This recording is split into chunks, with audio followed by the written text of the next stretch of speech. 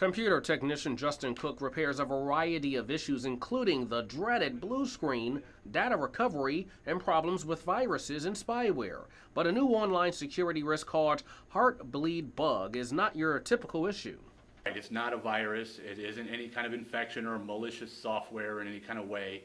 It's a vulnerability. It's a bug in OpenSSL. According to security firm Codenomicon, OpenSSL, which stands for Secure Socket Layer, provides communication security and privacy over the internet for applications such as web, email, instant messaging, and some virtual private networks. The bug has been described as a serious vulnerability in the OpenSSL cryptographic software library. The weakness can give hackers access to information like your passwords. But before you change it, computer expert and University of Toledo professor Dr. Seth Paulus has some advice.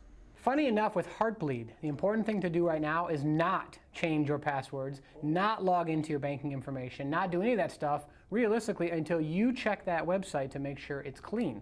This latest security risk may have you wondering whether the website you visit is safe. Well, now there's a website out there where you can actually test and find out for yourself. It's called LastPass.com. What you do is simply go on the site and type in the URL of the site you want to visit. Once you do that, you'll get a variety of different results letting you know whether the site you use is secure.